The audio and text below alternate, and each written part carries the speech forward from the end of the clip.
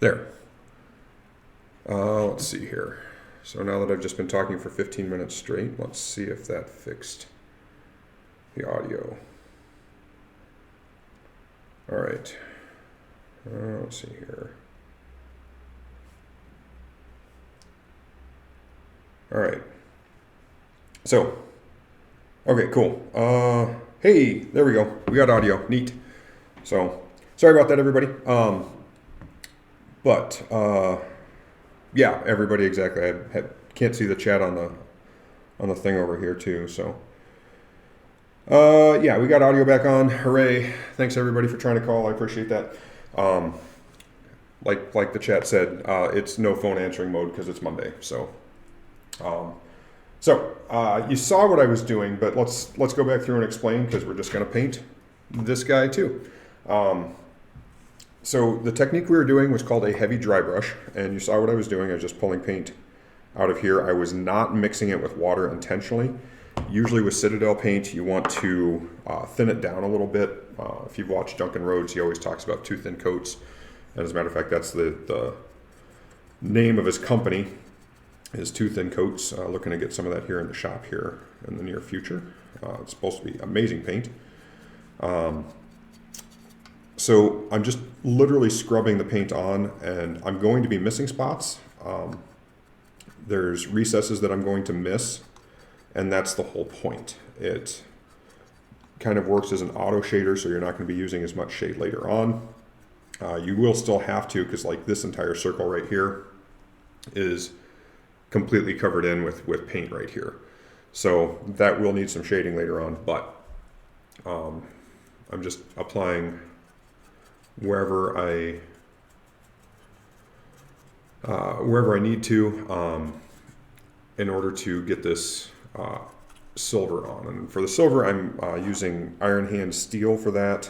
I like it better than the lead belcher. It's got more of a rich tone to it. Just tends to look better on the model. So yeah, we've got 6 of these guys to paint, and I'll just keep working them over and working them. As we keep hitting it here,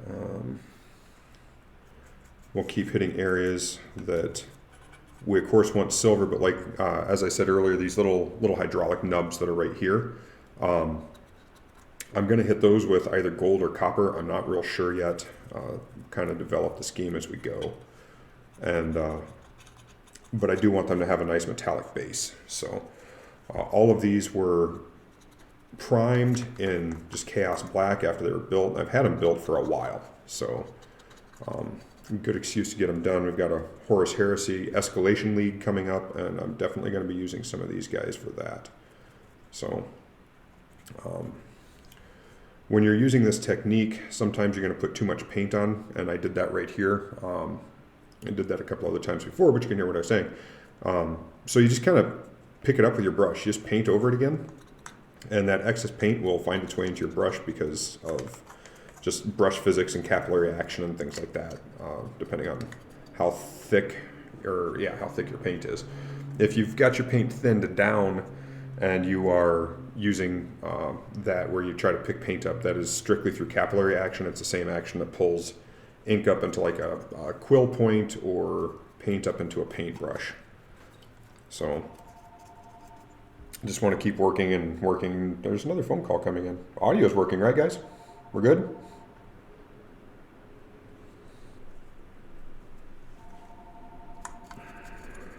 So either way, we'll keep working here.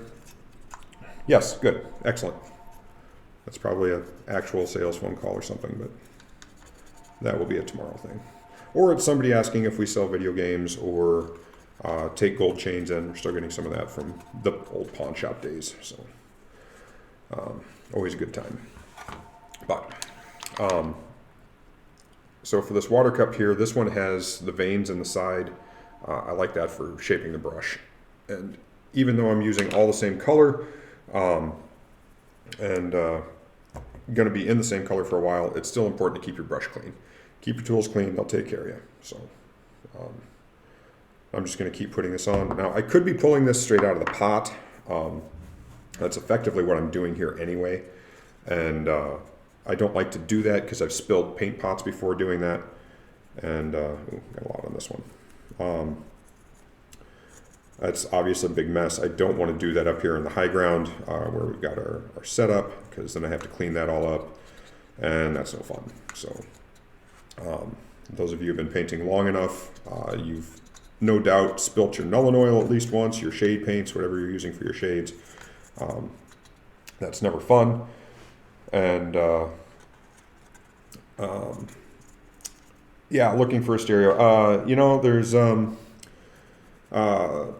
Walmart down the street. We used to have a Radio Shack across the street. That's where we got the head unit for the game store over 9 years ago now. So that's fun. But yeah, no stereos here. Sorry, not sorry. But yeah, just basically just going to keep working these things over until I hit all the silver spots that I want to hit. And it's important to hit everything that you can. When it's like without the armor panels, there is an armor panel that goes right here, and there's one that comes up from the toe. So like right here, this one right here, it's not super important that I paint that, but I always do just for sake of completion and just to make sure I'm covering all my bases. So we got that,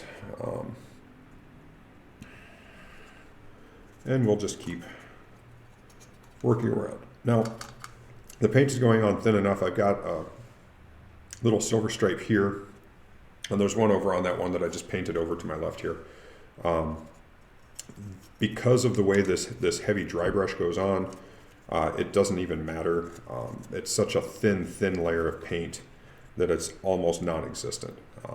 It's not going to interfere with any detail work. I don't have to go through and try to clean that up or anything like that later. So you can be a little sloppy with this. So for people that haven't painted a ton, this is actually it's a lazy technique, but it's a good technique, and it's how I get a lot of stuff painted. Those of you who have been in the store have seen my towel, and they look all battle worn and chewed up and everything else, and it's because of this painting technique right here, because I'm not getting good coverage, but I'm still hitting all of the highlights for everything that I need to hit. It's just the recess areas that are really getting missed. So it does kind of shade itself as it paints, and that will save you time later. You'll use less paint on the model, which means you're going to have less opportunities to mix something up or make a mistake or anything like that. And depending on how well you want these things painted and how far you want to go with it, maybe that's not a big deal. You know, if you're just trying to get stuff parade ready versus battle ready, those words work fairly well. They're Games Workshop's words, but it describes the level of detail that you put on your paint. And as you're painting, you can kind of decide, or if you've got a concept of an idea ahead of time, exactly how much time you want to spend on something. You know, if I've got 14 of these guys that I need to paint for a knight army, which I do not, thankfully, but if I did, if I take 12 hours to paint each one of these, I've put 144 hours in. If I have 3 hours a day to paint, or 2, it's going to take 70 days to get everything painted. I mean, and that's not including days that I don't have to paint. So it's a commitment. I mean, this painting is a hobby, modeling is a hobby, Warhammer is a hobby. But you can get these simple techniques down that really help improve your speed and everything else. So I'm not going to paint the carapace armor, this whole thing right here, silver. That is actually going to get this blue color here, and this can right here is going to get blue, but it needs to be silver on the ends. So we got that there, get the button, got that there, get that button again. Get underneath there a little bit better. And let's get that grab iron.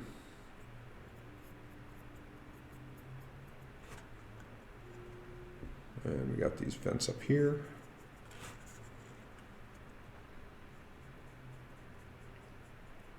So we got those. And you can be messy at this point. Like I said, that paint goes on really, really thin. So if I just go like this, it doesn't matter because we're going to cover all that up with the blue. If I was working with more white than what I'm working with later on, I would definitely try to be more careful because white does not cover. It's just a virtue of how the white paint works, and it's kind of a pain sometimes. White is notoriously bad. It's a titanium dioxide that they use mostly. Some companies, Privateer Press, had some amazing white paint from back in the day, but that's really, really hard to find now. So I did not paint inside this circle here either because that's where the arm goes in, that slots in, locks into place. And I'm leaving the arms off, obviously, as I'm painting so that I can paint these faster and better. The arms are removable for a reason, but I'll grab one of these, a little bit more contrast here. There's a piece of armor that goes right here, and once that armor's in place, it's very difficult to get that arm to twist in and out because it needs to flex just a tiny little bit. And there's enough deformation in the plastic when you do that that it will handle it, but it's still really, really hard on the model, especially if you're doing it more than once or twice. So, all right, clean out the brush, and we go on to the next one. So I can keep repeating this process for a while. Ultimately, though, we're watching me paint the same thing. We do have some bigger knights just kind of hanging out here. These things are massive. They're a lot of fun to paint. They're a lot of fun to build. And they've got a lot of detail parts in there. So you can get lost for days and days picking out detail in that. Before we switch over, though, let's keep working on these guys, I guess, since we're 2/3 of the way done, or a third of the way done with them. We'll just keep talking about battle ready versus parade ready. Now, there's some people in the shop that paint some of their BattleTech minis. I have started to. Derek, I'm looking at you as you're listening here. They do a really, really good job. They put basing material down on the base, so it looks like grass or stone or whatever environment they're supposed to be in. Looks really, really good when it's done well. And then that's part of this whole battle ready thing. Battle ready also could just be table ready, and it means from where you're looking at it from the camera, does this model look good? If it does, awesome. That's the best job that you need to do. And some shops are very particular about that. We've always been pretty much laissez-faire about it. We want you to have a good time. If you enjoy the modeling end of the hobby, we want you to spend as much time doing modeling and painting as you can. Get some of that paint worked off my brush there so I don't just goober everything up here. We want you to enjoy it. But if you enjoy the playing end of the hobby, we want to get you into that as fast as we can, with still having a good looking model on the table. Games Workshop rules, specifically Games Workshop, so Warhammer, Age of Sigmar, Horus Heresy, Warcry, Necromunda, Blood Bowl, they all emphasize having painted models on the table, especially if you're playing at like Warhammer World or a big GT or something, because they're going to be taking pictures and they are going to potentially use your models and your work as advertisements, or it might appear even in the background for their advertisements in White Dwarfs or what have you. And see, we're a lot of fun. Well, Derek, we try. You've been coming to the shop for a long time. You've repainted X-Wing ships. You've worked on battle mechs. You've done a bunch of other painting. I think you painted some of your Aliens game, if I remember right. It's just all simple stuff, and it all improves the look of what you're doing. you know, with the whole battle ready, table ready thing, basically they just want you to have good base understanding of where the colors are on your minis and just have them look presentable. You know, they don't have to be perfect. Nobody's striving for perfect. There's an award called the Golden Demon, and it's a big painting award, and there's several other big painting awards too. And the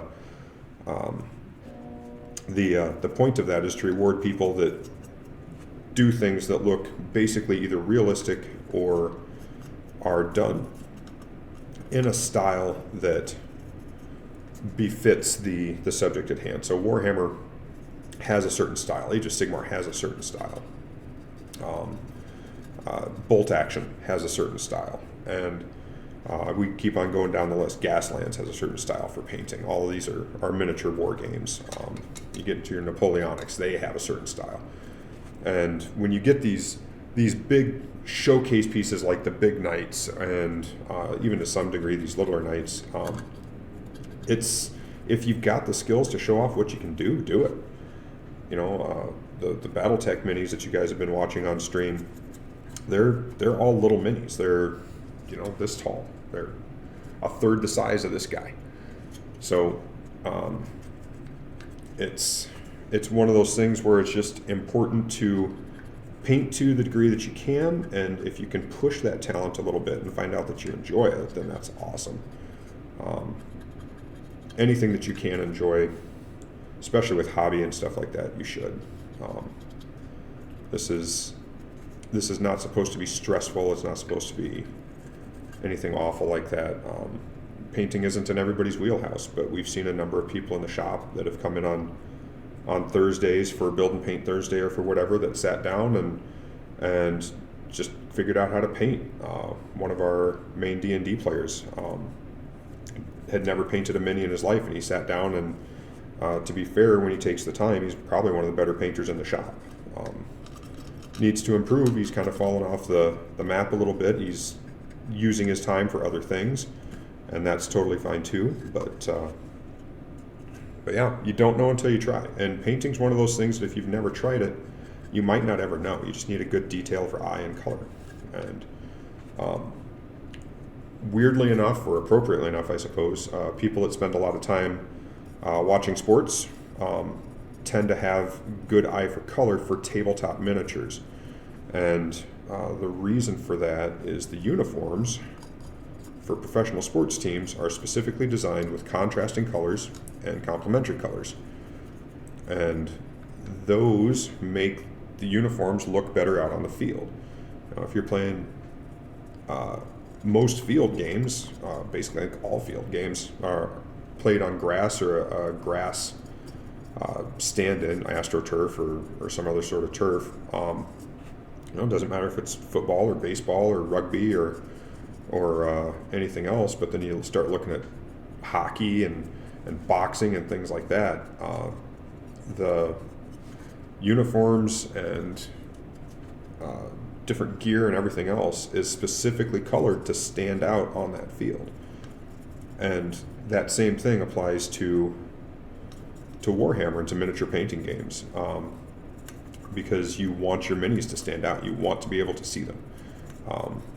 It's the exact opposite of how uniforms work in the military, where you're trying to have camouflage. I mean, your dress blues are obviously something different, but you want to blend in. And to that degree, I've seen some really, really amazing miniatures painted that look like they are just part of the terrain. People made like ghillie suits and stuff for them. And that's great. There's kind of a legend that a guy was playing at a Warhammer store in Great Britain, in I think it was in London, wherever their headquarters are for Forge World. And they have these huge diorama tables. I mean, we're doing some cool stuff here, but these tables are 4 or 5 feet tall and just terrain the entire way down. Look like oil rigs and all kinds of stuff. And the guy was playing, and he lost a team of miniatures because they were so well painted that it blended in with the terrain type that they were using. And they were just gone. He has no idea where they were. I'm sure they found them later. Somebody did at least, but But yeah, in the meantime, he lost miniatures because they blended in. But back to the complementary colors thing, I mean, what looks good at 3 feet, if you're trying to take a picture, is contrasting colors. So if there's blues, there's going to be probably oranges, blues, and golds. Purple and yellow, green and red are not good. They do contrast quite a bit, but you need to be kind of aware of color blindness when you see that, which is I've learned that's a lot more common than what I first thought. There's a number of people that come to the shop that are color deficient in some way, and I honestly think it's fairly prevalent. And people just may not actually realize it until it gets brought up or anything like that. And everybody's eye is going to see color just a little bit different because we've all got different rods and cones and different saturations and things like that. But that's why the contrasting colors work, because by and large, those are not colors that people easily get confused. So there we go. And this guy, as you were painting, or as I was painting, is actually, he's missing his little cod piece armor. So I just painted all that silver, and he's missing a head. So odds are those pieces are sitting on my painting table at home. I am not super concerned about it, and we're just going to keep on rocking and rolling here. So, but with table ready or battle ready, Games Workshop has some things that they have laid out for rules and for guidelines. It's always more like guidelines, and they are that you've got at least 3 colors of paint on your miniature, which makes sense, because you're going to have your trim, your main body, and then some sort of accent color. Boom, 3 colors. Or your trim, your main color, and shade.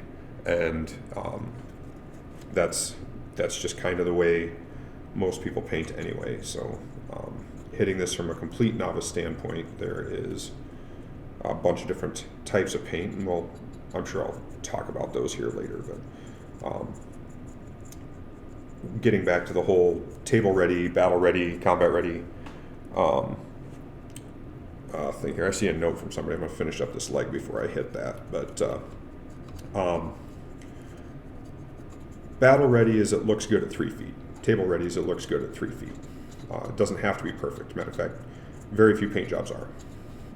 We're not trying to be out here winning golden demons. We're not trying to be the best of the best. But if you are, awesome. Do that. Especially if you can do it fast. There's a guy in the shop paints extremely, extremely quickly. I'm still trying to figure out how he does it. He just seems to kind of hit that stride focus and does some amazing paint jobs. And a tenth of the time that I can even imagine doing it. All right. Bring the fun as GW is argue disrespectful to your opponent. Field unpainted can have their win. Yeah, pretty much. There's no real point in saying fielding one of Jeremiah's mephitic blight crawlers here at just regular unprimed plastic gray.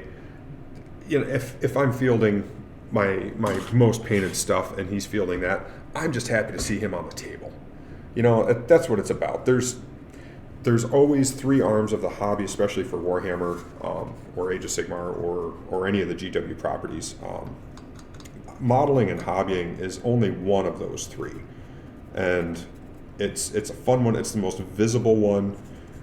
It's the one that people who don't play the game can appreciate the most, because you walk past our display cases and it's just like, oh, those things are pretty. We've got hundreds of models downstairs on display, and they are very pretty, and people have put in a ton of work, and we're very, very grateful that we are allowed to put those on display here.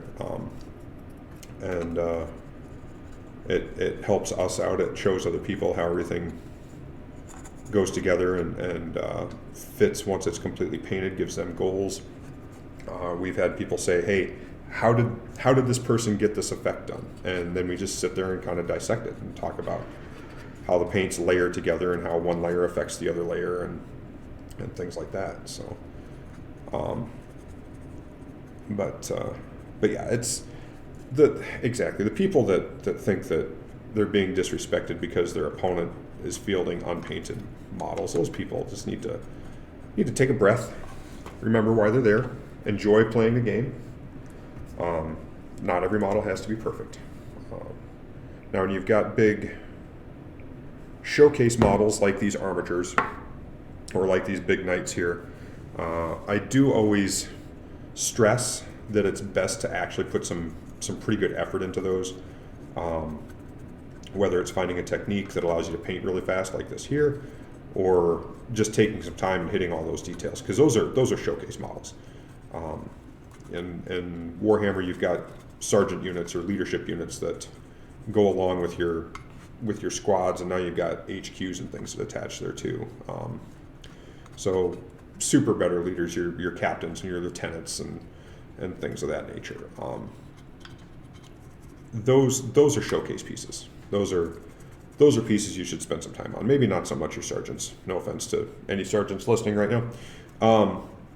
But when you get up into your captains and your lieutenants and your pieces that are maybe worth more money to even buy or cost a lot of points to put on the field when you're building your list, those are the ones you want to spend time on. And if you can do better work on your lesser models, on your basic troops and things like that, absolutely do it. If there's a way that we can help you do that, absolutely do that. Because you're just enriching that tabletop experience. But again, that's not what should be emphasized. It should be the playing needs to be emphasized for the playing, the building needs to be emphasized for the building. And that's why we hold painting competitions and why we have tabletop tournaments and things like that. But for the people that you should feel personally attacked. It's fine. But you're out now, so it's all good.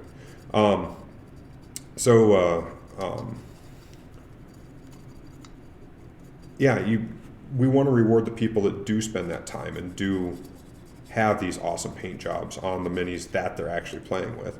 And that's why there's usually some sort of a kit bashing component or build and paint competition that goes along with the tabletop tournament and things like that. Okay, take points away in painting if the minis aren't used for play a few times. So that's a tricky question, because we go back to the whole I'm just happy to have people on the table kind of thing, and just happy to see people playing, because that's awesome. And we're trying to create the best play space that we can for people to come up and play. And it feels bad to penalize people for not having painted armies. And initially, we didn't. They ruled out the painting rubric in 8th edition is when Games Workshop started to really hit hard that your minis have to be painted in order to get, it's basically 10 bonus points, but full points on a round. And initially we had such a new crew of people at the time. We got in right at the end of 6th edition when the game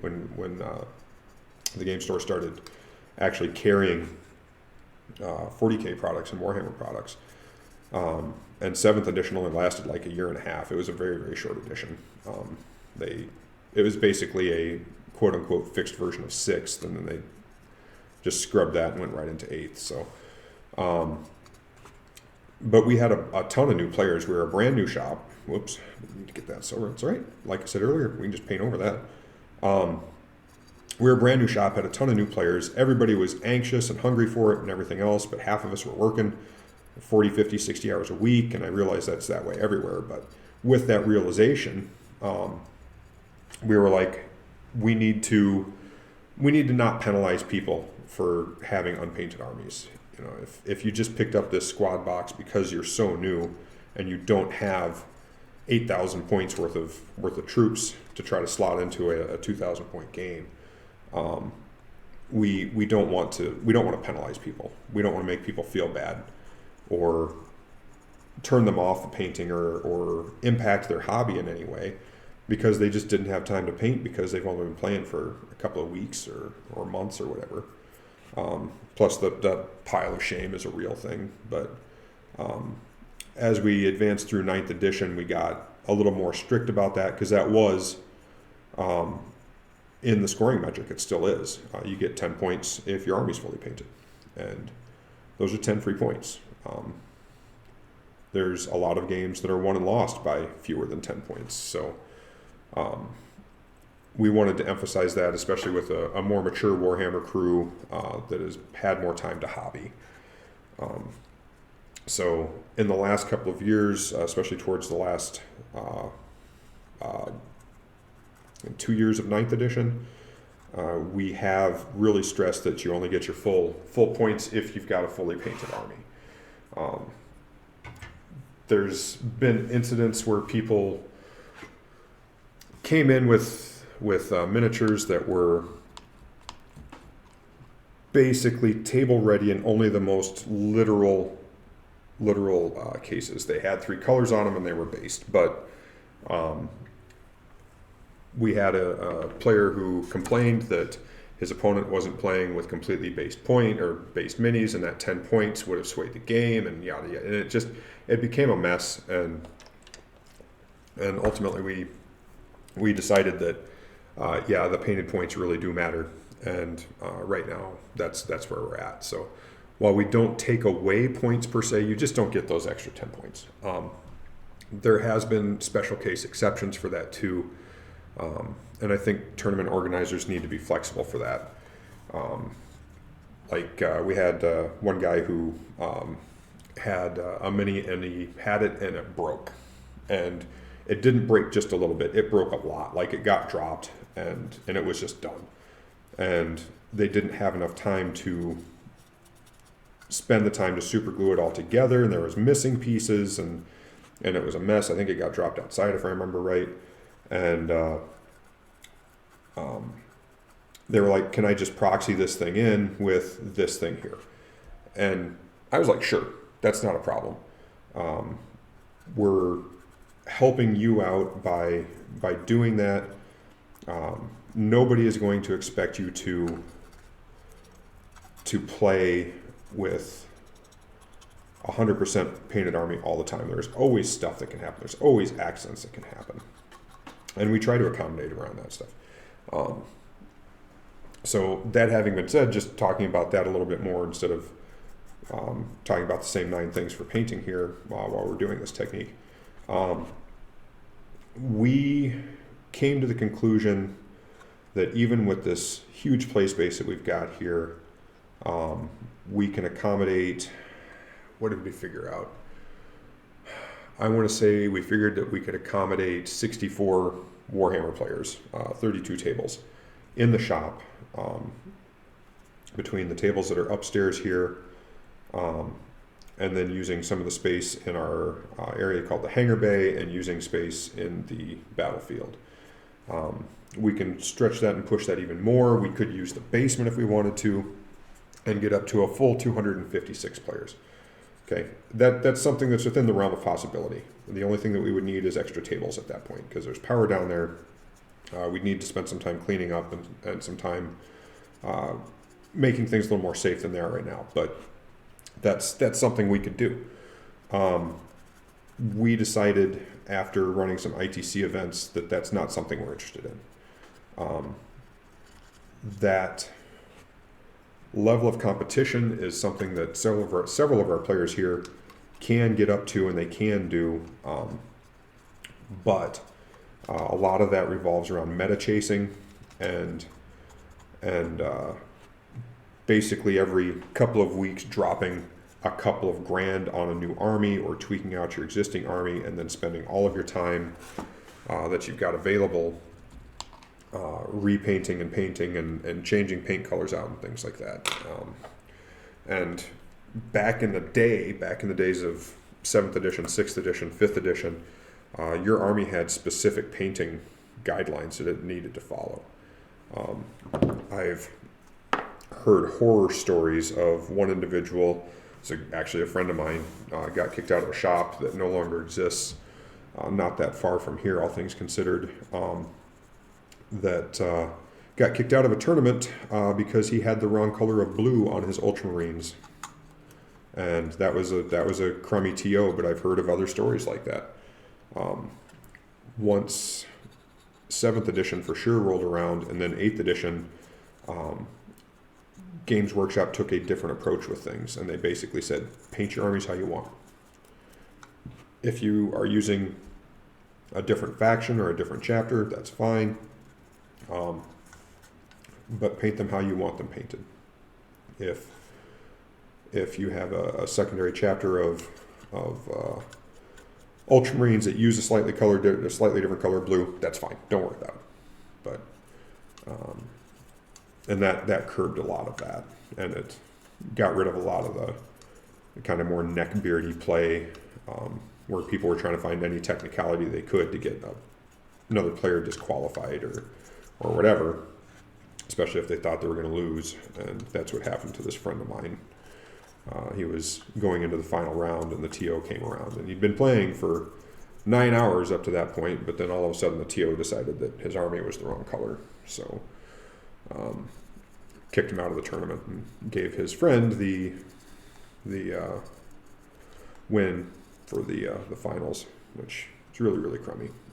That friend of mine actually, I think, stopped playing Warhammer at that point because he just didn't like that attitude, and that's something that we've always tried to stay away from here. We've always tried to encourage people to just come on in and play. We do want them to make the effort to hobby. I mean, obviously I want to sell paint. I want to continue to be in business as a shop owner, but I also want people to just genuinely enjoy what they do. For the people that don't necessarily enjoy painting or that don't have the time to paint, I don't want to penalize them, but when you're playing on the tabletop at a tournament level, that is also part of that hobby. But for casual games, nah, it's fine. Just come on in and play. We don't care if you just built it fresh out of the box. We've had people grab something off the shelf, put the legs together, glue those together, glue them to the bases, and set them on the base because they needed a unit of Eliminators, or they needed a unit of Devastator Marines, or whatever. There's always people that try stuff out. It's just like any other hobby where you've got a strategy or a tactics to it. Magic is not immune to this either. We have a ton of people in the Commander crews that proxy Magic cards because they think it's going to be a good card, but if it's a $20 card, they don't want to see they don't want to have it fail in their deck, and now they've got a $20 card in hand that they can either trade back in for less than that, or hopefully trade to a friend and get rid of it. So yeah, if they're going to just use it a couple of times, and it's not a major tournament or something, that's totally fine if they just show up with it in gray plastic. That was actually a really good question and a very, very long-winded answer. But yeah, so, all right. So, whoop, it fall off. We got one more of these guys here to do, and I'll get my brush cleaned out here. This is another one who's missing knee pieces, or the cod piece, and then the skull plate as well. So we'll get that done here quick. Still got some paint left right there.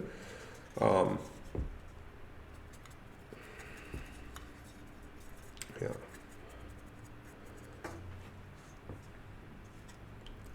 But yeah, it's tough owning a shop and wanting to get that hobby to hobby balance of building and painting versus playing. And when it comes down to it, I want people to play. They're going to paint or they're not, but I want people to play with the plastic that they buy and have a good time with it. We had a ITC judge comes down every once in a while, lives up in Wyndham, and he found the best description of what playing Warhammer is, and it works just fine for BattleTech. It works just fine for like I said, bolt action or gas lands or anything, but actually specifically gas lands too. But he said that we're all just still playing with our little green army men, those little plastic army guys that had 6 or 7 different guys, the bazooka guy, the guy with the binoculars, the guy with his rifle over his head, the guy shooting, the minesweeper. I'm sure I'm missing one. Somebody will fill me in, but the guy shooting while he's kneeling. That's all this is. That's all this is. This is the little green army, man. It's just, I don't buy them by the bag, and we have some really cool battlefields that we play on. It's not just all in the sandbox or all in the Lego bin down in the basement anymore.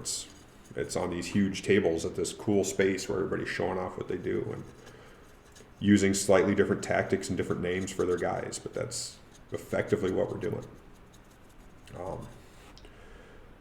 So just adults playing with toys and showing off our work and what we can do. So, but yeah, the low crawl guy. Yeah, I missed that one. We when I was growing up, we had a sandbox underneath our deck, and playing Army was one of the things that my brother and I would do back there. It's one of the things we could do peaceably, and it's between that and we made a Lego war game using the pirate ships, the first run of the pirate ships that came out, and that's pretty much where my interest in war games started. I didn't realize it at the time. I didn't realize what we were doing, but we were using coin flips or whatever to determine actions and whether or not a shot was successful, and using rulers and yardsticks and stuff for measuring, and it was really good. Had a lot of fun doing that. But let's get back to painting down here where I was, I guess. This is another, I put way too much paint on there. There was a lot of water in my brush, so it picked a lot of the paint up off of the palette pad. So we'll just keep, I'm actually just pulling the paint off of that area right there, which is something that works really good in this technique. But the other thing that's happening is I'm basically doing away with the dry brush at that point. I'm just actually just painting, so that front piece of his crotch there is going to be very, very shiny, and but that's okay. It's going to blend in just fine, especially since I will be shading this just a little bit, and there's a piece of armor that goes over the front of that. So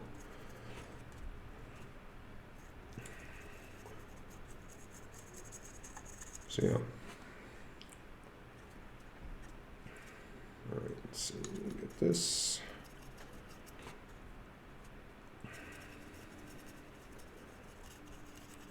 All right, so on the knights, when I built them, because I enjoy building them so much, I really like the complicated builds. This is a fun part of the hobby for me. But since I enjoy building the knights so much, I put all the armor pieces on initially. There's some pieces on the thighs and some pieces on the shins and the knees. There's the cod piece for the groin, and then there's the big pauldrons on the shoulders. All of those are separate pieces when you get the kit. I mean, the central carapace, which is this big chunk of armor right here, that's the only big piece in the entire kit. Everything else is smaller. The pauldrons are probably the second biggest piece. Then you get into the weapons. This guy's got a big chain sword on one hand, and I think that's a turbo laser destructor on that side.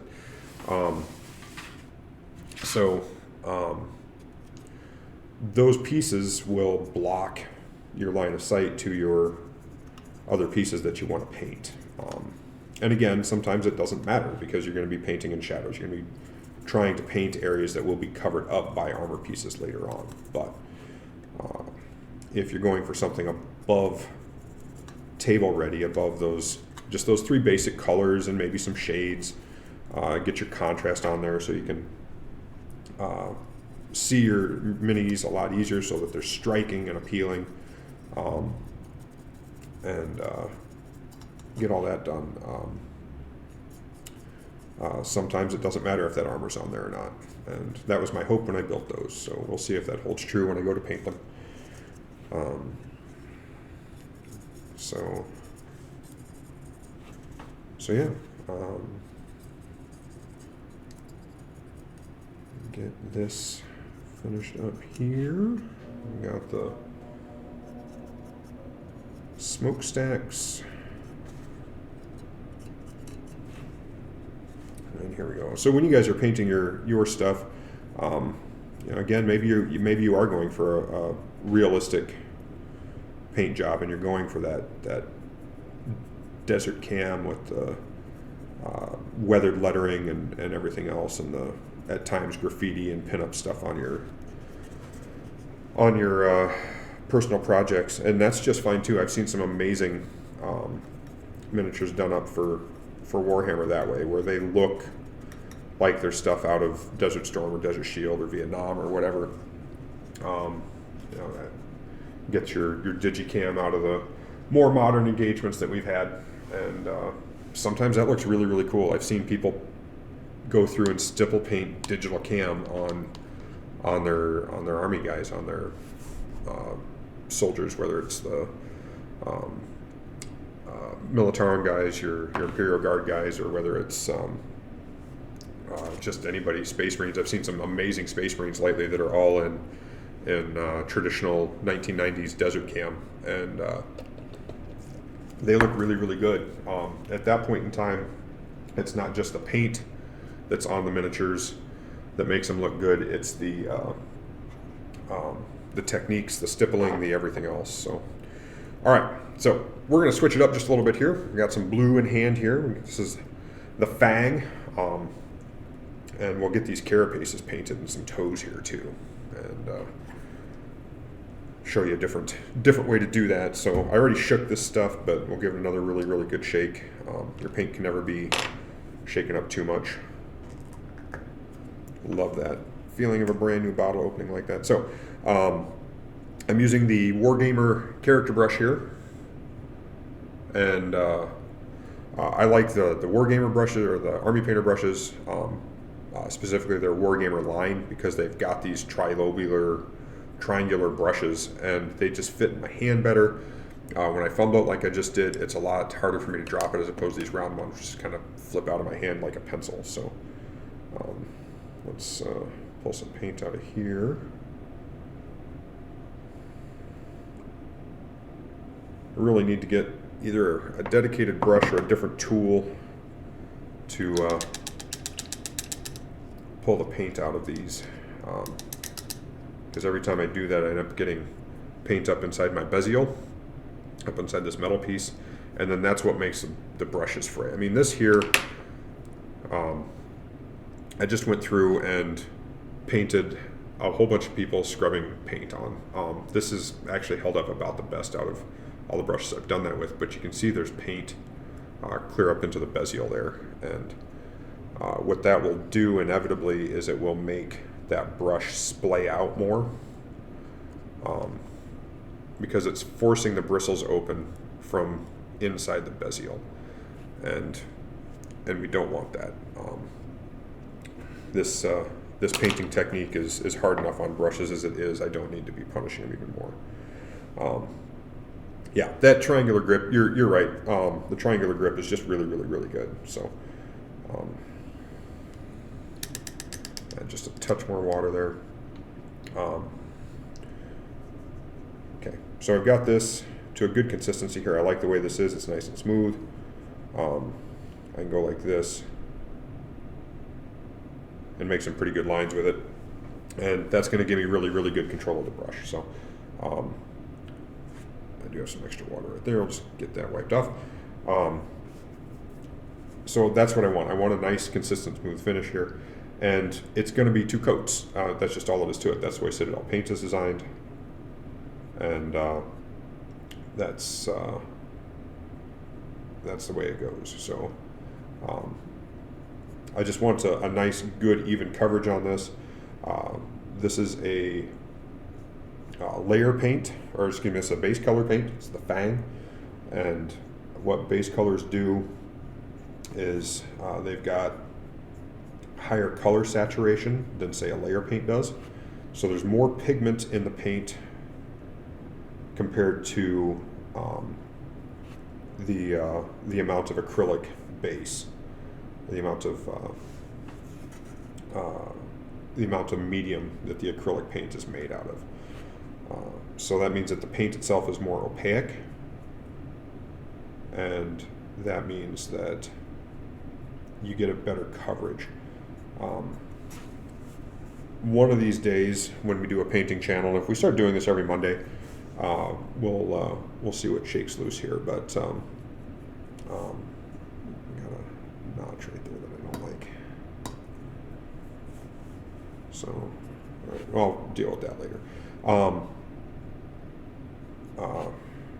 Where is it going? Oh yeah. So painting is an additive process. Every single layer that you put on is affected by the layer beneath it, and you should always prime your models, just because that's how you get your better results, and that's how you're going to see the best showcasing of your talent and things like that. And there's a lot of little tips and tricks that just add up to just making you a better painter, just flat out. And that's just how the process works. It's all little tips and tricks, all of it. So, but the colors that you use will influence things pretty dramatically. And with that, if I had spray painted these with a gray or with a white primer, then this color of the Fang would be going on, it'd be a lot lighter, which isn't a bad thing, but it depends ultimately on what you want to do. And I can go in and I can say, it would be a lot lighter, but it's one of those things you really have to see to believe. Right here. How do I want to get in there? So I've had miniatures where I have painted them the same color of red, but I primed them in different colors, and the difference was stark. It was incredible. The one that I painted in red, and it was a white primer, came out just absolutely fire engine red, and then the other one came out almost a maroon. It was a deep brick red, and that one was the black. So it just depends. See, on priming, any tips on how to choose your primer versus base colors? That's a good choice. That's a good question. It really does depend on what you want your end effect to be. If you want them to be bright and crisp and clean, I would go with a lighter color primer. White primers are difficult because of that same problem that white paint has, where it's the titanium dioxide in it, and it just makes it kind of a nightmare to work with. White is hard, even in industrial coatings, even in enamel paints. White is difficult to really use, and it's because there's so few pigments we have that are stable that create a really, really good white.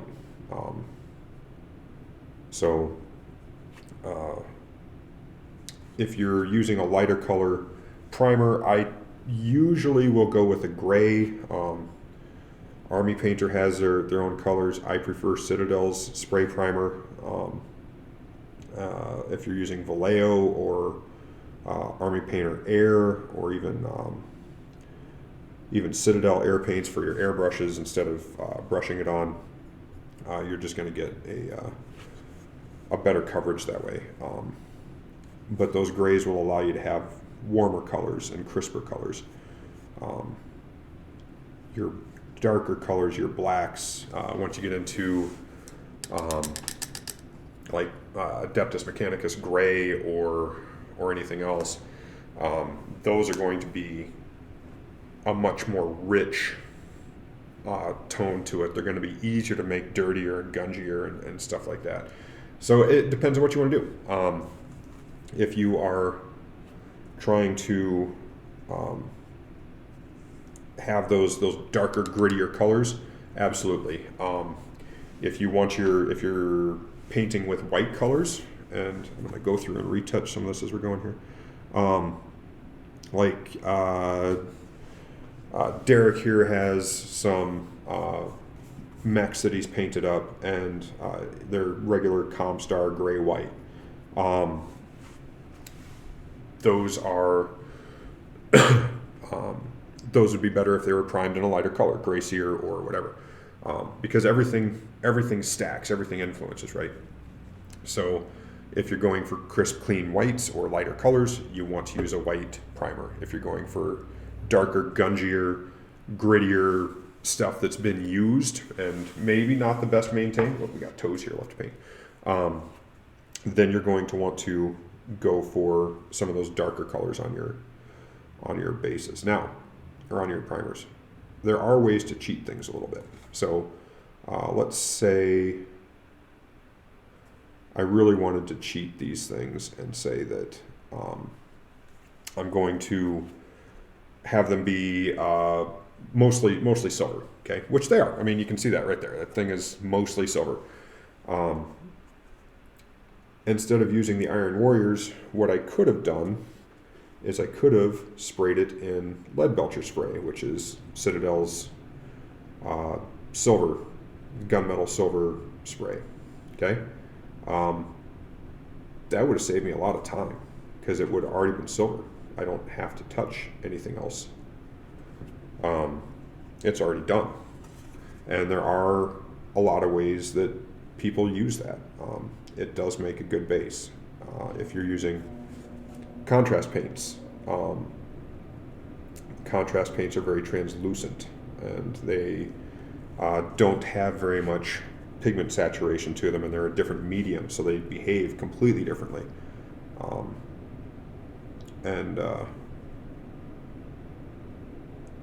They will show up whatever layer is underneath them. And we've run experiments before where we've spray painted, we primed stuff in silver, we've primed stuff in gold, and then hit it with contrast, and we hit one of the Space Marines in a blue contrast after we had spray painted it with gold primer, and the result was it was metallic green, because yellow and blue turns into green. And that's not a bad way to do it either. Using your primers to your advantage is an excellent way to go, and that's another good time-saving technique. Matter of fact, if you're painting Blood Angels or Ultramarines or something like that for the table that you need to have painted because you are going to a tournament, just like what was asked before, you can just shoot the stuff in red paint and it's already red. You don't have to worry about priming it in a different color and then going back over and painting it. At that point, you've got your red, you go through, you highlight with your gold or your whatever your trim color you've got, splash some shade paint on it, and you are good to go. You're done. And sometimes that's just kind of the point, you know? It depends on what your end goal is. If you are working towards that parade ready thing, then you're going to want to follow the additive process. If you're just trying to get stuff done but still make it look cool, you know, if you can shoot it with green primer, shoot it with green primer, and save yourself some time. It's not cheating. It's using the tools in your toolbox to the best advantage. Not every tool is a hammer, though also every tool is a hammer.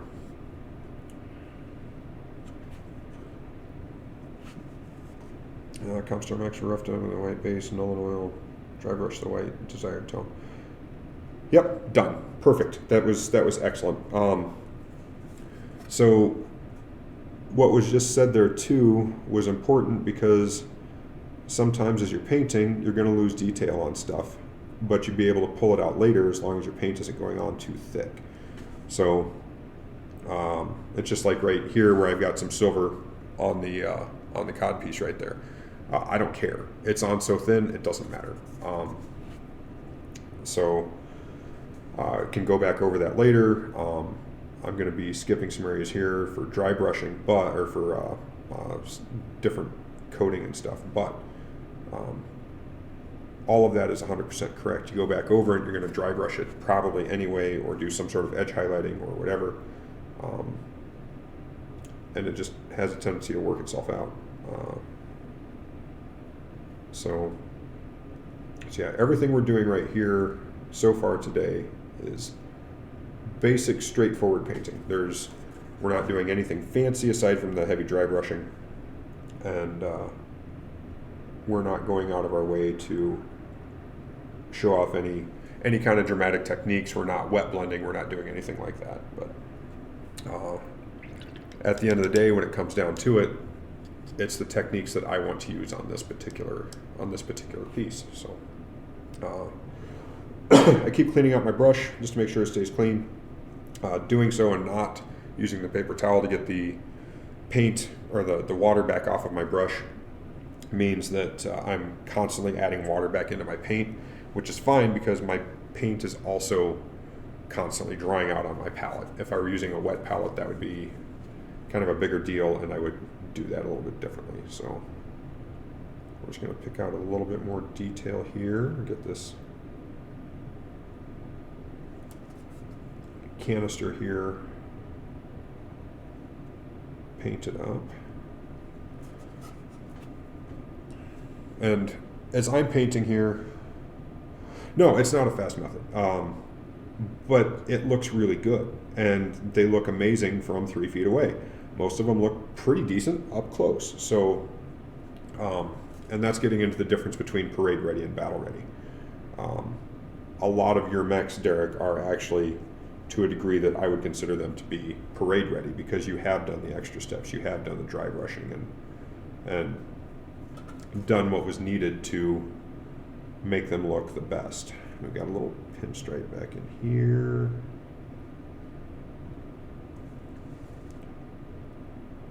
I don't want to get that right there.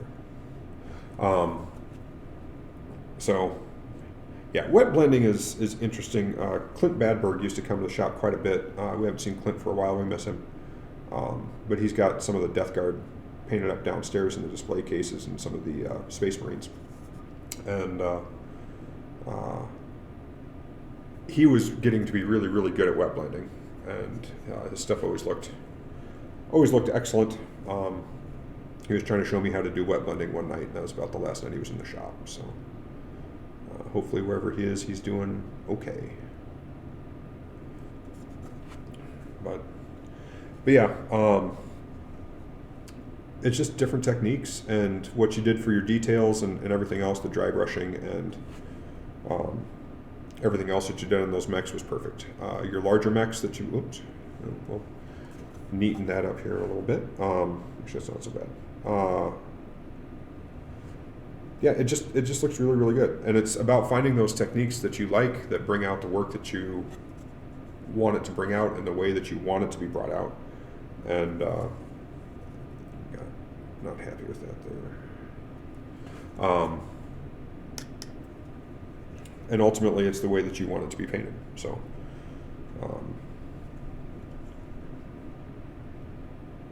yeah. Let's see here. You ever notice that you have to stop talking so you can focus on things a little bit more? It's like going past driving and you're looking for an address, so you have to turn down the radio. I've never really understood why that works that way. I just know that it does. Okay. So I'm going to be real careful here. Grab that. So I don't know how well it's going to show up on the camera here, but there's some little fins right here that I did not want to have to go back through and retouch later. So I was very careful painting around those. The easy way to bring those back out later would be to very, very carefully go back in with a brush and or try to dry brush that, but that's such a tight area in there that dry brushing would be kind of hard. So sometimes it's okay to just take those extra few seconds and be careful.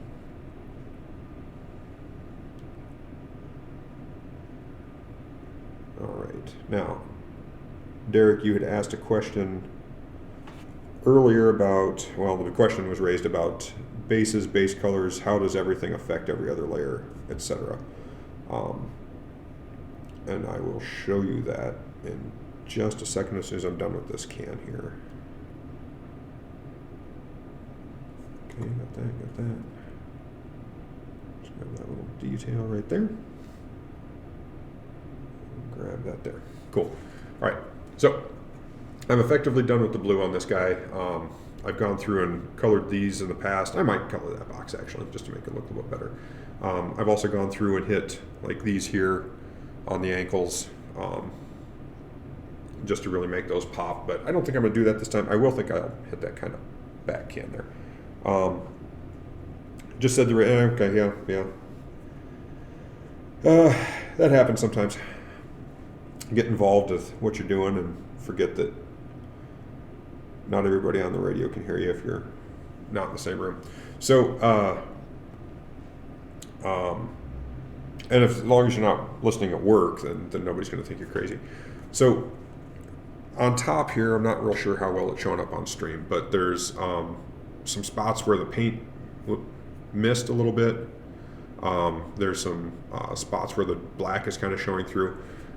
What that will do, because painting is that additive process, is when it's time to put the coat over the top of this, which will actually be a much lighter colored blue, then that particular spot will come off as very, very dark underneath there.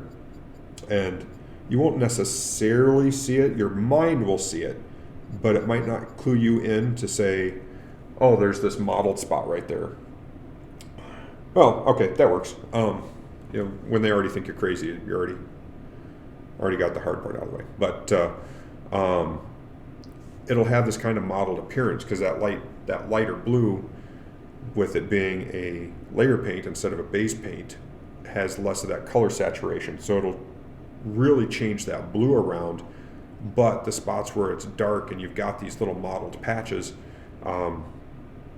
those will show up through the paint. And again, for the effects that I'm going for, that is going to really enhance that. It's going to look a little dirtier. It's going to look like it's a little bit more beat up. And that's 100% what I'm going for here. So right now I'm going to get my other toes here because it looks like I forgot them. It's always good to just keep going around the model just to see what you forgot. Just to see what you thought that you had hit and you didn't. I want the toes all blue here.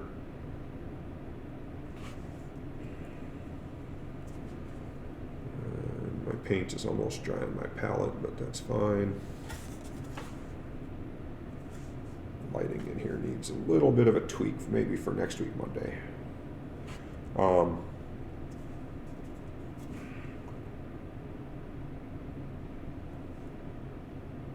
So this guy will be done as soon as I'm done with my other two toes on my other foot. And it's always good to just continuously look the model over, figure out what spaces you have forgotten, because you will find them later. And I have found that the longer I can stay in one color, the better things work for me.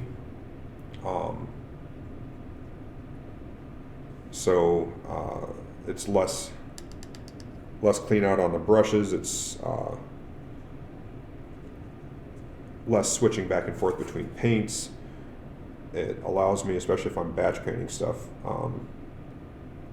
it allows me to just focus on the techniques that color necessitates just a little bit harder.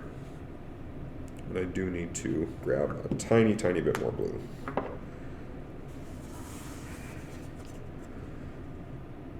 So,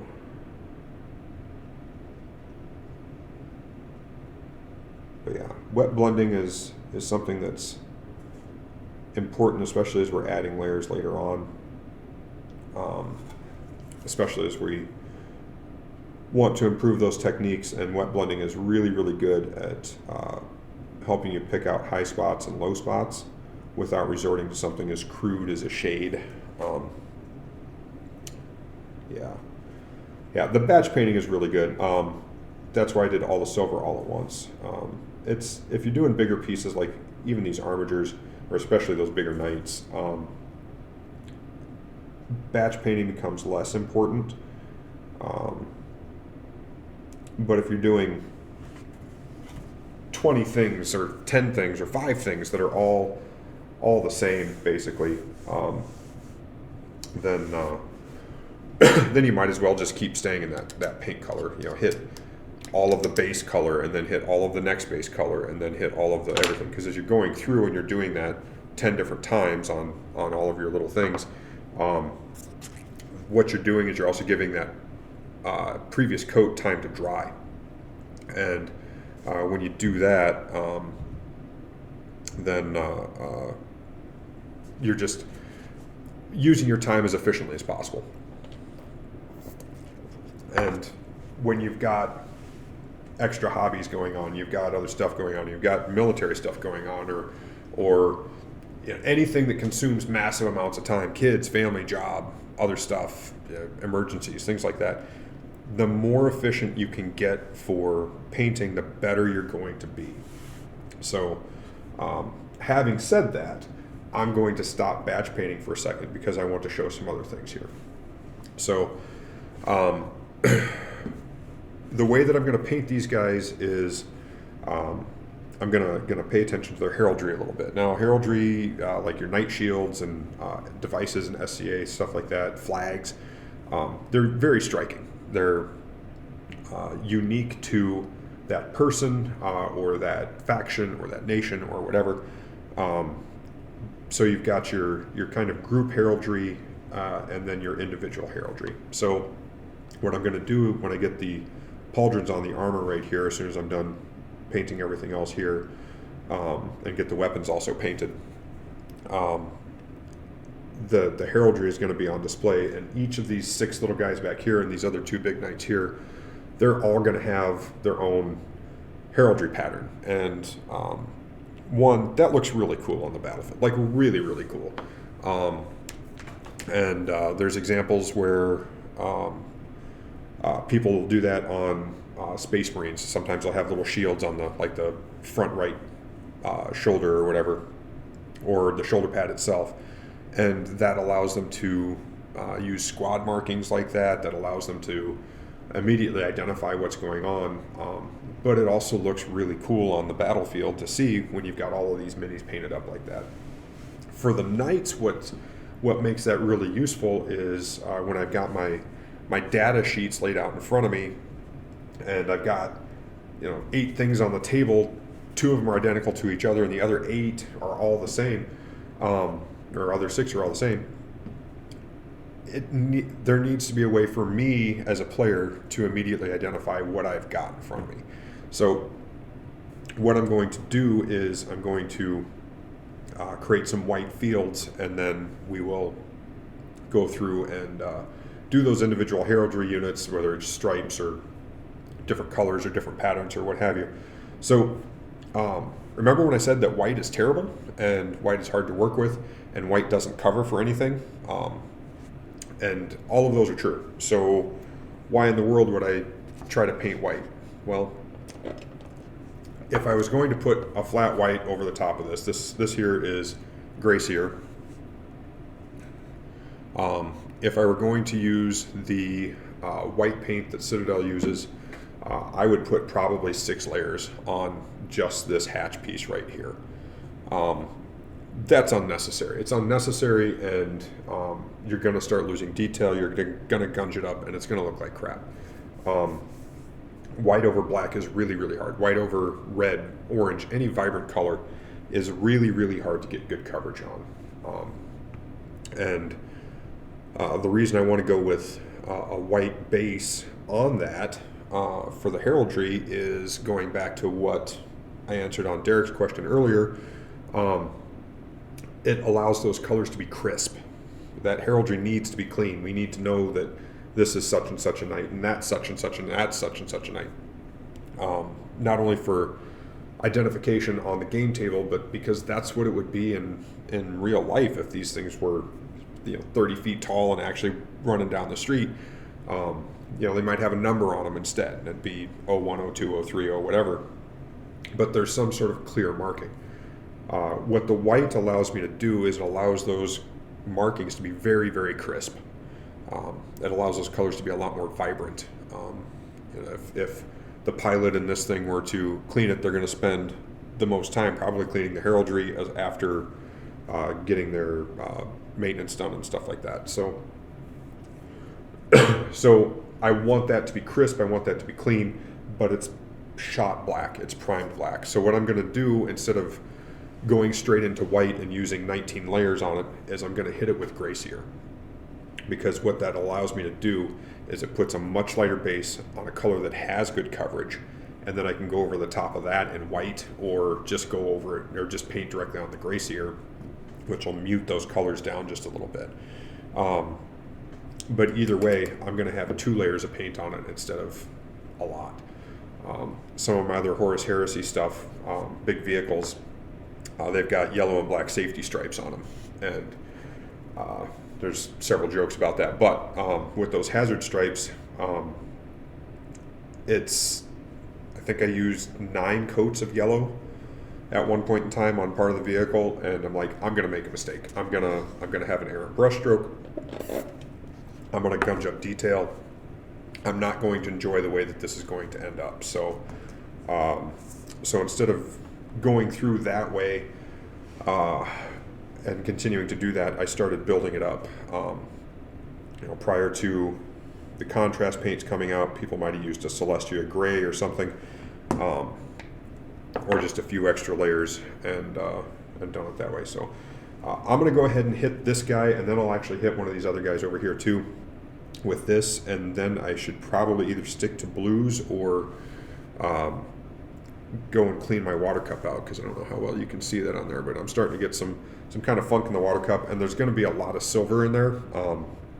I'm okay with that for this part of it, for the base coats, for exactly what I'm doing right now, right here. But if you're using a lot of heavy metallics, especially their gold, Retributor armor is absolutely the worst for what I'm about to say. It will leave a lot of glitter in your cup, that metallic flake that is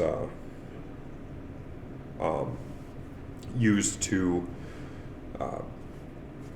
make it an actual metallic paint. It stays in your cup, and it will contaminate your water, and it will be bad forever. So on that note, I'm going to go ahead and hit a couple of these areas. Now, as I'm hitting these, I'm getting into smaller and smaller and smaller detail areas too. So if you've been paying attention, I'm bracing my hands more and more as I'm going. Right now I'm actually going to brace them right here.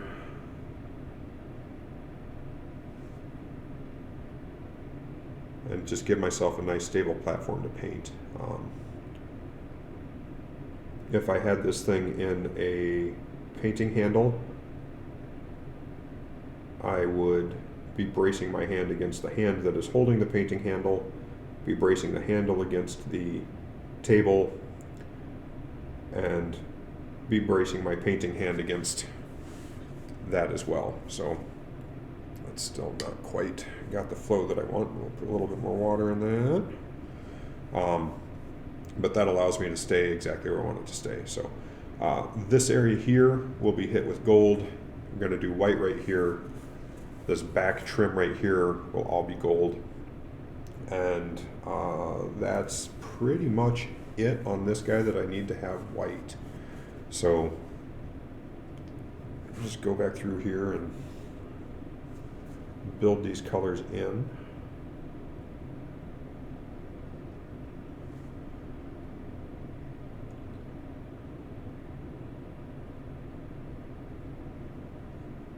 So one other thing to note here is this is all acrylic paint that I'm using. It's all Citadel acrylics. There are people that paint in oils for their miniatures, whether they're Warhammer or something else. Those oil paints will give you a very different feel when they go on as well, just visually. So that's something else to keep in mind where you're using different tools in your toolbox for different things. So just kind of depends on the color that you want. So as this is drying, depending on how well you're seeing it, the blue color has basically almost like a satiny semi-gloss finish to it. And that is endemic to how acrylic paint works. That is the nature of the acrylic base showing through and giving it that kind of sheen. There are different top coats or different admixes that you can use that will change that a little bit. They use Storm Shield, there's Layman Medium that you can use for a top coat, and there is Ard Coat that you can use for a top coat from Citadel. They're basically a topical varnish, but they each do something different. The Ard Coat is a gloss, and that gloss forms a hard shell. That is what I like to use. I like to use the Ard Coat on things that are shiny because it is such a harsh gloss. When I do X-wing canopies, I use the Ard Coat on that because it really makes those canopies pop. And it just looks really, really good. Let's see, here's anything white? Nope. Okay. So, go back through. I want to put a second coat on this actually.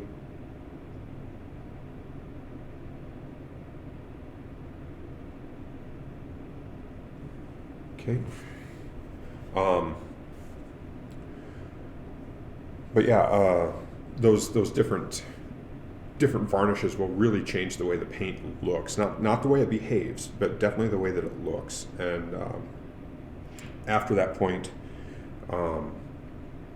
it's creating more of that illusion with paint that you're actually doing. Paint is just lying. You're lying with paint. You can create false shadows. You can make false highlights. You can make something look super, super good in natural lighting. You can do a bunch of these things that are all really cool things to have in your painting toolbox. But at the end of the day, you're just lying with paint. Yeah, it does. Top coat for fingernails, that's an acrylic.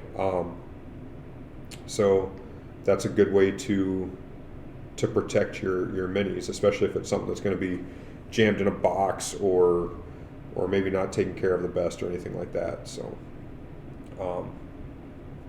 and again, that's something to consider when you're painting stuff is how am I going to be transporting this? Is this something that's just going to sit on a shelf and look pretty sitting there? Or is this something that I'm going to haul into a store or to a tournament or whatever? And do I have a good way to get this there? Is it going to travel well? Is it going to break? Is it going to be bumping paint off the entire way? And that's something that you really have to consider too. So I've got some kind of modeling left here on that, and I'm not super happy about that, but that just needs to dry. I'll go back through and touch that up. So let's see here. What do we got? We got 20 minutes left. Let's hit some gold quick. Okay. So, of course, I didn't bring my gold in. I'm going to go grab some Retributor armor, and I will be right back. Everybody take a quick breather for 3 minutes or 30 seconds because the gold paint isn't that far away. So I will be right back, and we'll put some more paint on that guy.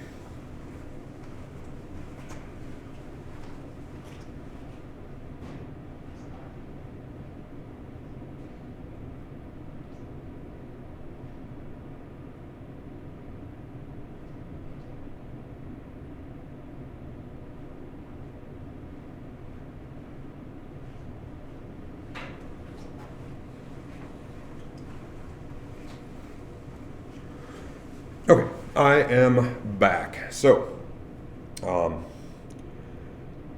yeah, anything that's glass, lasers, cockpits, anything that's naturally shiny, you really want to have that top coat on. So, or that gloss coat. All right, not going to need a ton of gold here. This will be the last of this water. So after this, we'll just do some cleanup. That immediately changed the color of the water and added just an absolute ridiculous amount of glitter on this, because this gold is super gold flake. And there's other paint companies that do different admixes like that too. Vallejo has a metallic admixture that you can put into your paint, so you can turn the fang into a blue metallic. So it really depends on what you want to do and how you want to do it. But certain types of paint just have a certain quality about them, and acrylic paint always is going to have that kind of semi-satin, semi-gloss varnish to it, or shine to it. So if that's not something you want, but you like using the paints, then you need to find a top coat of some sort that will help blend or hide that.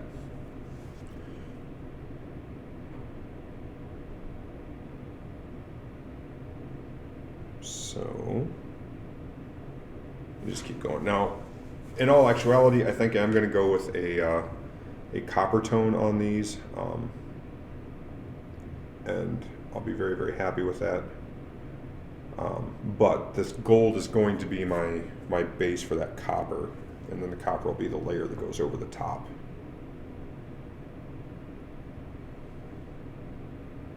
Get that as close as I can to the blue without actually hitting the blue.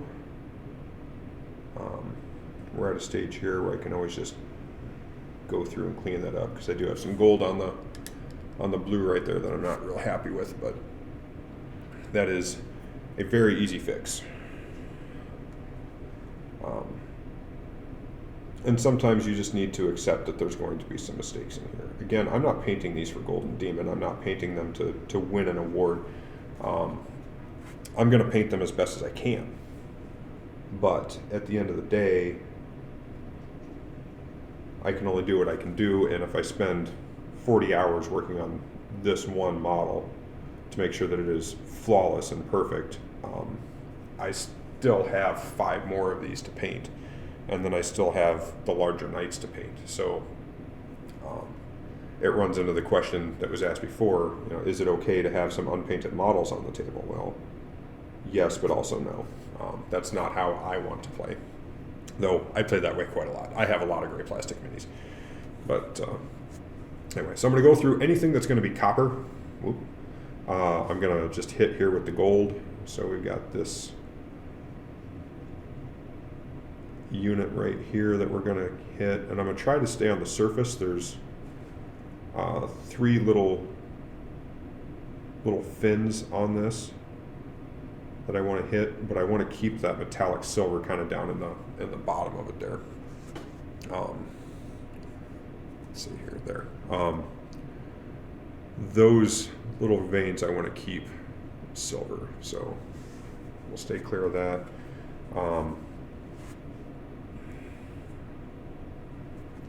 The shroud on the smokestacks, that's going to be copper, but again, I want to try to stay off of the silver on the inside. So I'm obviously not dry brushing, but I'm being very, very light as I just drag my brush up and making sure that I'm only hitting the surface there.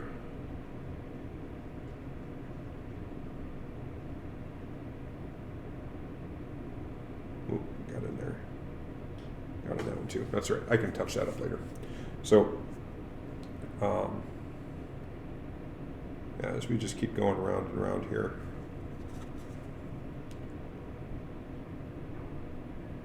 we just find things on the model to pick up and hit with the color that we want. I obviously went into this with a plan and started talking about that with and without audio. that plan is a very, very important step. It's important to know what you want before you get into it too hard. But sometimes you get into it and the model, you just look at it and some people say the model just wants to be this way. Sometimes you just kind of realize, hey, this is going to look really cool if I do this. So you kind of change plans midstream, and sometimes that's important. You have to allow yourself to do that. I don't want to go all Bob Ross, happy little trees, but sometimes the model's going to want what the model's going to want, and if you can see those details emerge as you're painting, that's really good. Some things are very straightforward to paint, but Games Workshop adds a absolute ton of detail into some of these models. And sometimes you don't see it until it's primed, sometimes you don't see it until it's got paint on it as you're going through and just picking out some of those details. And you realize, oh, that little dot is actually a wax seal, or that's actually a raised design on that maybe you didn't see before. So, all right, a little sloppy here. All right, so we got that. I need this piece of back trim here. And since this is also going to be gold, I didn't need to be quite as careful with the smokestacks as I was, but it's always important to just practice being careful and practice those good painting techniques. Get around those rivets right there.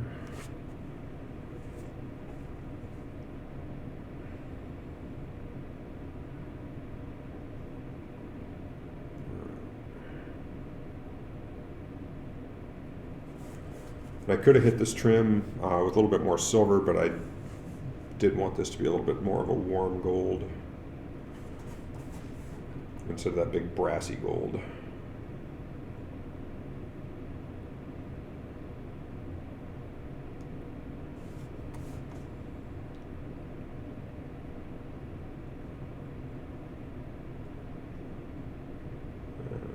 Got a nice edge in here to try to get. I'm letting the brush do most of the work here. There's no way I can move my hand this steady enough to get down into that fine crack.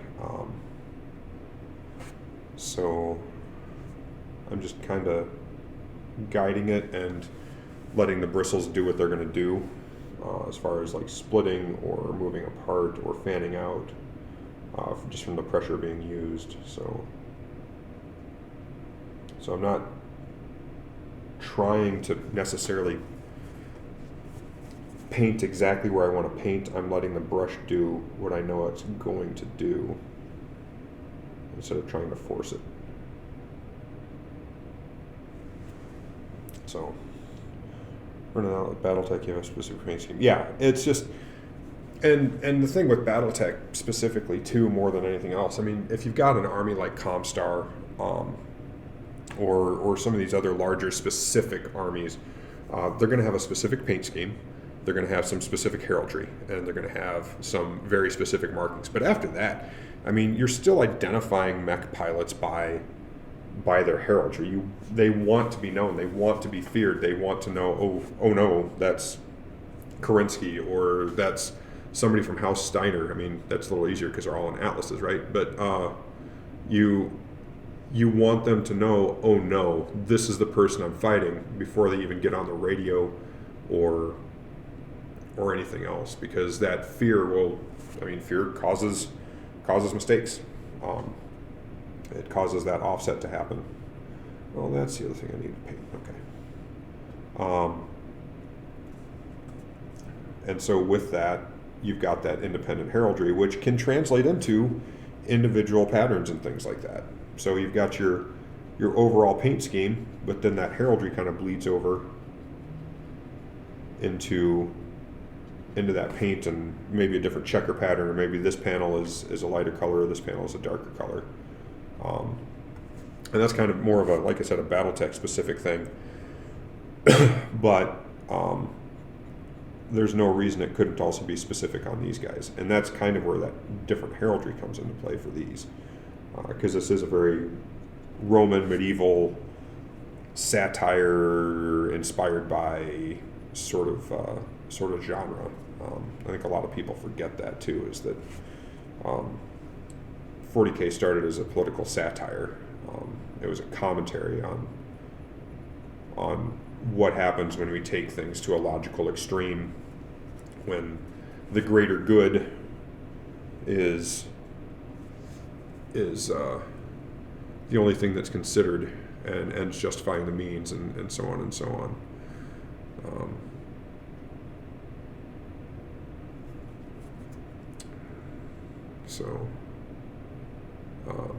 But that medieval feel, that Roman feel, is mirrored in their heraldry, because that's what we as humans know, and that goes back to that individual patterns and things like that, and then you get to decide whether everybody gets that pattern or just that one person. So,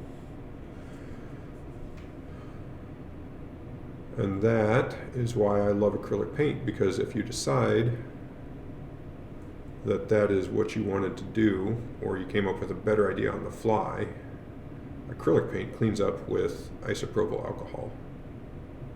And anything up over about 90% works really, really nice. There we go. We got our skull design on there. We got a couple different spots there. Most of that's going to be copper later. All of that's going to be copper later. And that's that. But I did see here the cod piece, which I had wanted to build up with gray so I could paint that white later. Now, I just made my gray dirty. It's got gold in it, it's got some other paint in it, my water's getting filthy, it needs to be changed. This is not going to be a clean gray. However, because of the nature of the paint, I don't care, because this part is going to be in shadow. When it's sitting on the table like that, it's going to be darker. We've got the carapace, or the torso here, completely overshadowing that. It's going to have the gun arms on it going down. We're going to be seeing it from the same angle that you're seeing it right there. So it's going to be in shadow. So if my water's a little dirty, that's just fine, because all that's going to do is make that white on top of it not quite as crisp, not quite as clean, and it's going to be basically naturally shadowing itself. So we'll just get that hit with our gray right there. This gray is a lot of water right now because I just added too much to try to bring it back. I'm also going to hit this here just to bring that top up just a little bit more. We'll find some of these thicker, more dry parts here, and we'll go back and we'll hit that, and we'll hit these edges.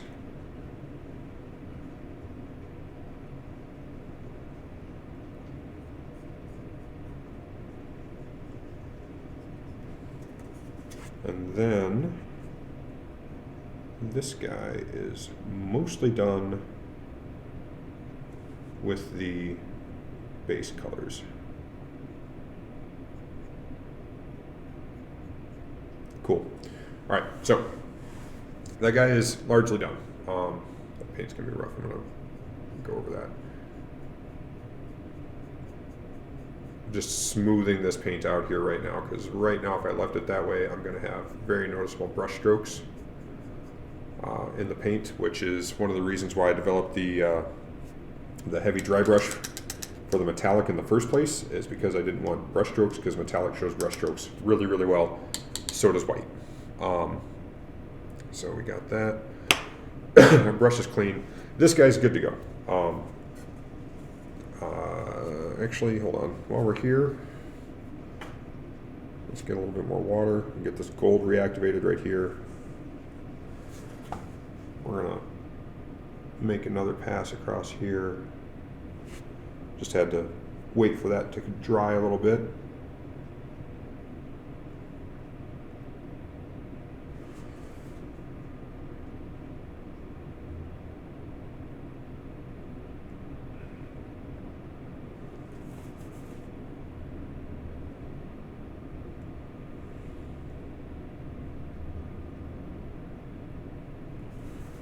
And again, I'm letting the brush do 90% of my work here. I'm just letting the bristles do what they do and how they do it. Got a little bit of a ridge on this crown here that I want to make sure is gold on the back. That's kind of a tough one to hit the way that this thing is built. It's got a very, very pronounced angle right there. So you don't want to put too much on it, otherwise it's just gonna get your blue. Yeah, oh, and we got to get this top here too. We'll just keep finding things that I forgot. So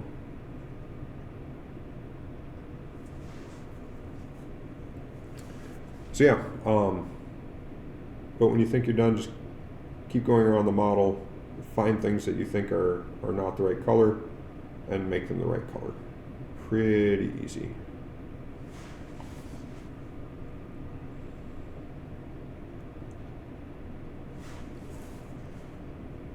We got some gold splatter on that.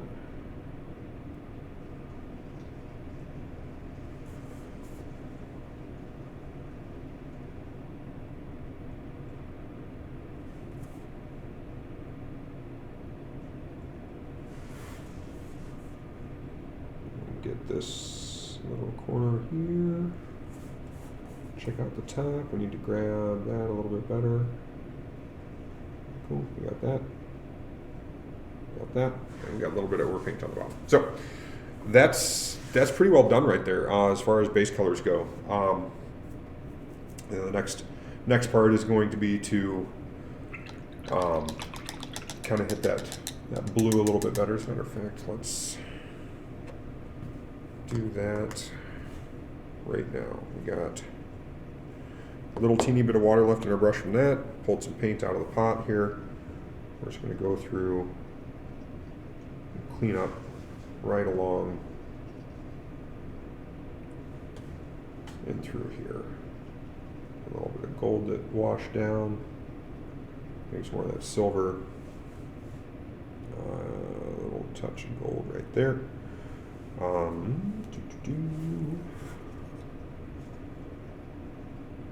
Anything else? I'm pretty happy with that. We're not blue all the way down here. I mean, we could be, just for sake of completion. But again, that pauldron's going to cover that up. So when it comes time to glue that on, we're going to have to clean some of that plastic off, either with isopropyl or just with a hobby knife. And make sure that we've got a good bonding surface there, because it will melt through the glue or the paint, but that's also kind of the problem, is it melts through the paint.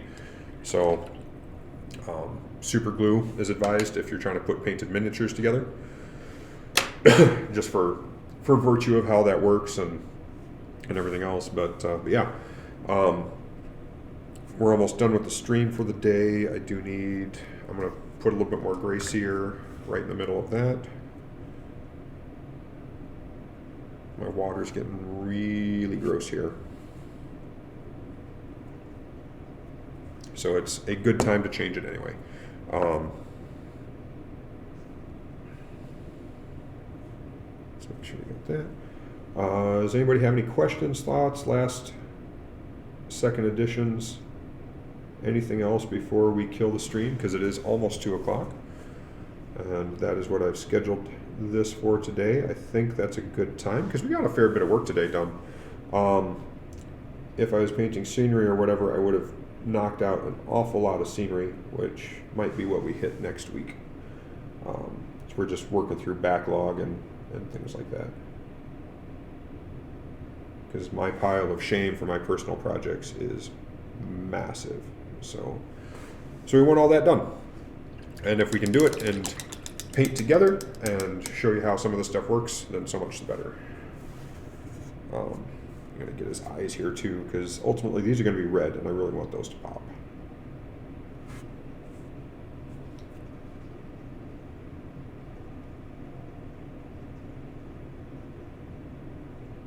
Cool.